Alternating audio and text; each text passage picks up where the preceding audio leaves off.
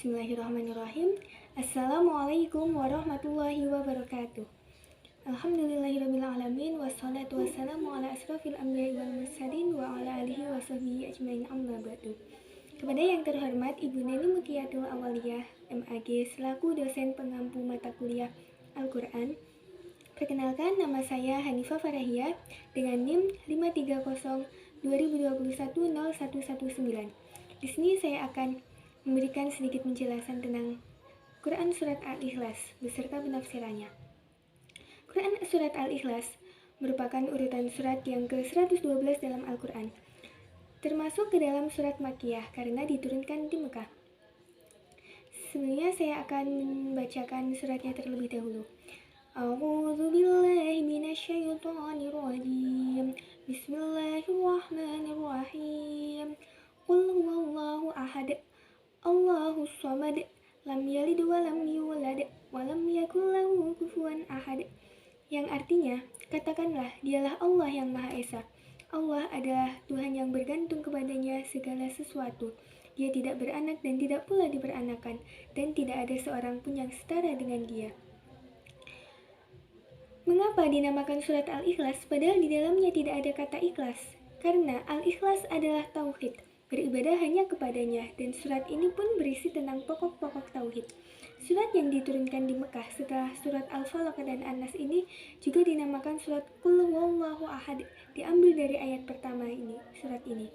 Menurut Syekh Wahab Az-Zuhaili, surat ini juga dinamakan pula dengan surat At-Tafrid, At-Tajrid, At-Tauhid, An-Najah, dan Al-Wilayah.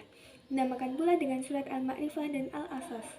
Ibnu Katsir mengutip riwayat Imam Ahmad dari Ubay bin Ka'ab mengenai asbabun nuzul surat Al-Ikhlas, bahwa ada orang-orang musyrik yang berkata kepada Nabi SAW, "Hai Muhammad, gambarkanlah kepada kami tentang Tuhanmu."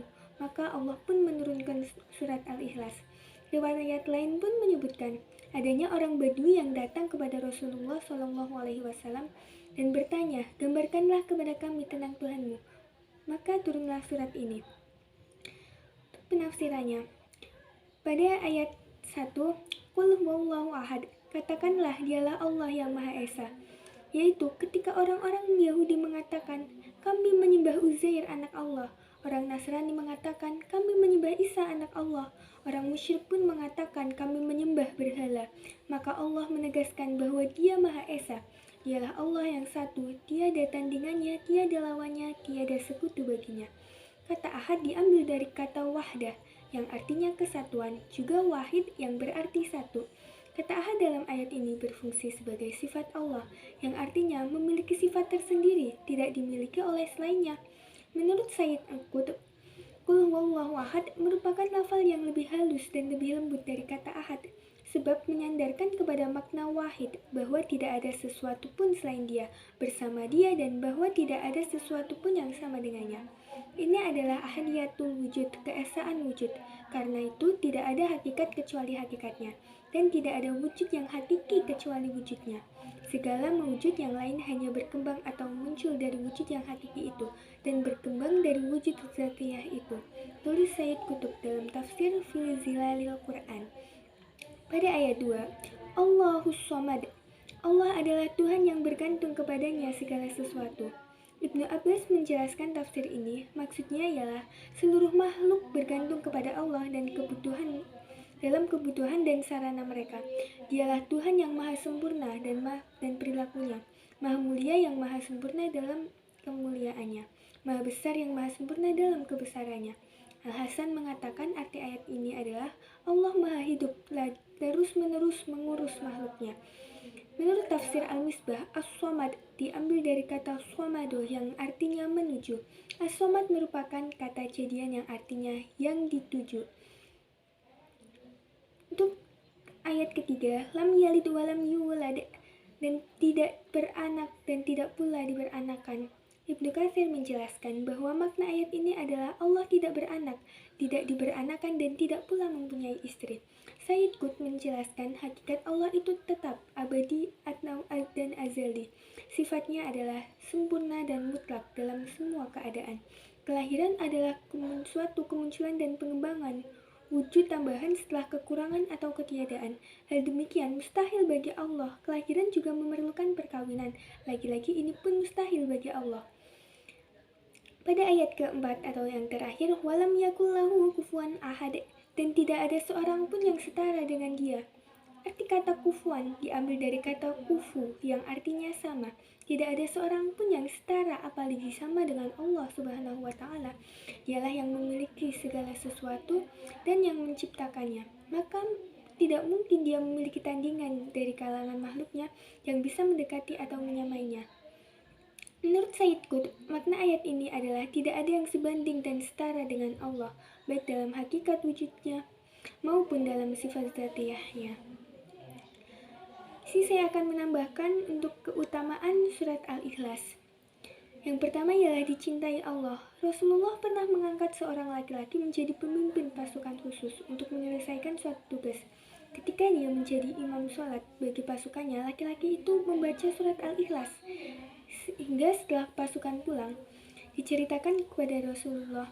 Mendapat laporan itu, Rasulullah menyuruh mereka untuk menanyakan kepada laki-laki tersebut, apa alasannya selalu membaca surat ini dalam sholatnya. Laki-laki itu menjawab, karena di dalamnya ada sifat Tuhan yang maha pemurah dan aku suka membacanya dalam sholatku.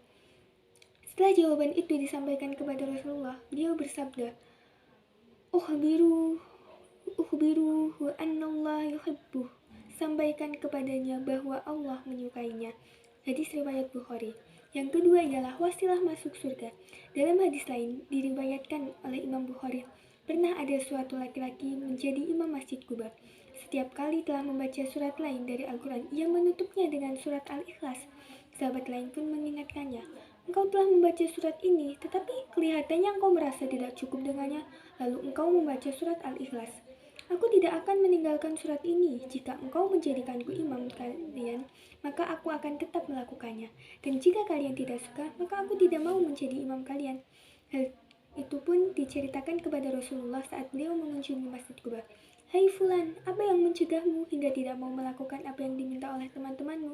Mengapa engkau selalu membaca surat Al-Ikhlas dalam salatmu? Tanya Rasulullah. Aku menyukainya. Mendengar jawaban itu, Rasulullah bersabda, Hubbuka iyyaha anukhalal jannah. Kecintaanmu kepada surat ini dapat memasukkanmu ke dalam surga. Hadis riwayat Bukhari. Dalam riwayat Tirmizi pun ada seorang laki-laki berkata kepada Rasulullah bahwa dia menyukai surat ini. Maka Rasul pun bersabda, Inna hubbuka iyyaha yudakhilukal jannah. Sesungguhnya kecintaanmu kepada surat ini dapat memasukkanmu ke dalam surga. Hadis riwayat Tirmizi. Dan yang ketiga, surat Al-Ikhlas merupakan sepertiga dari Al-Quran. Dalam Sahih Bukhari dikisahkan seorang laki-laki yang membaca surat Al-Ikhlas berulang-ulang dalam sholat sunnah. Orang yang mendengarnya lantas menceritakan kepada Rasulullah.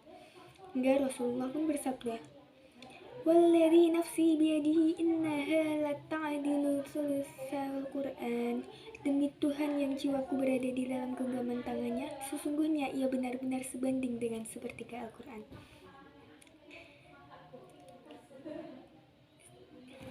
Kesimpulannya, surat ini tuh berisi rukun-rukun akidah dan syariat Islam paling penting yang Islam, yakni mentauhidkan Allah Subhanahu wa taala, menyifati Allah dengan sifat sempurna dan menafikan segala sekutu baginya. Surat ini merupakan bantahan telak kepada orang kafir, baik dari kalangan kaum musyrik maupun Yahudi dan Nasrani. Mereka semua telah menyekutukan Allah, maka Allah menjelaskan tauhid yang benar yang harus diimani oleh umat Islam dalam 4 ayat yang padat dan syarat akan kandungan ini. Demikian yang bisa saya sampaikan, semoga bermanfaat serta menambah kedekatan kita dengan Allah Subhanahu wa taala. Wallahu a'lam bishawab. Wassalamualaikum warahmatullahi wabarakatuh.